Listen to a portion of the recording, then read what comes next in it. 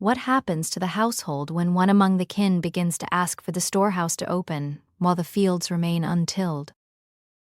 The question lingered at the evening hearth as the youngest daughter reached for another portion before the evening's bread had been fully portioned among those who had carried water that day. The fire crackled lower than usual.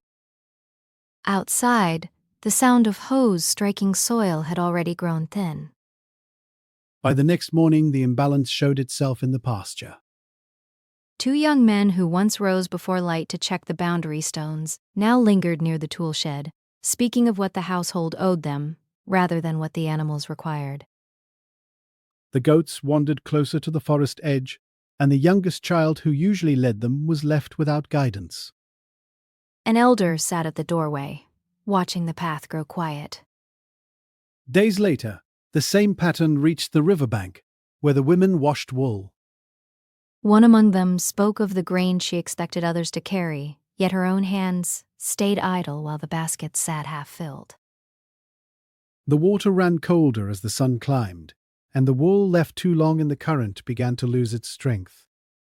No one spoke of it directly, but the baskets returned lighter to the storehouse that evening. Seasons turned.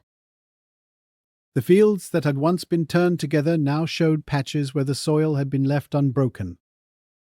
The young who had once learned to mend the fences by watching their elders now stood at the edges, waiting for instruction that no longer came with the same steady rhythm.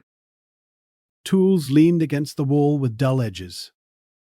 The elder who once sharpened them each autumn sat with hands resting on his knees, listening for the sound of work that did not arrive. Another year passed. The storehouse held less because fewer hands had brought in the harvest. Children born in those years learned to ask before they learned to carry.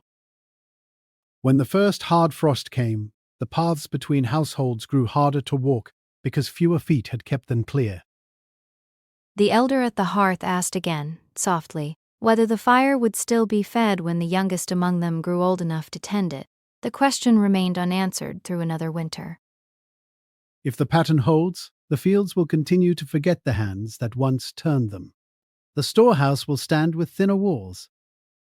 Children will inherit tools they were never shown how to use.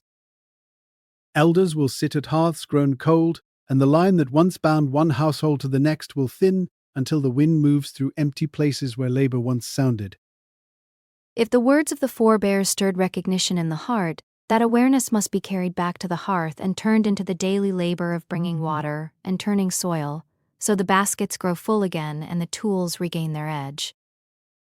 Each hand that joins the work at the boundary stones or the riverbank strengthens the line that binds one season to the next, feeding the storehouse rather than letting it stand empty while voices ask for portions. The presence of those who once lingered near the shed, now mending fences and sharpening blades, keeps the patterns of the household alive, teaching the young to carry before they learn to reach, and marking the paths so that later feet may follow without losing the way. By standing with the effort, the lessons move forward through the frost and the harvest, and the fire at the center remains fed when the elders can no longer tend it themselves.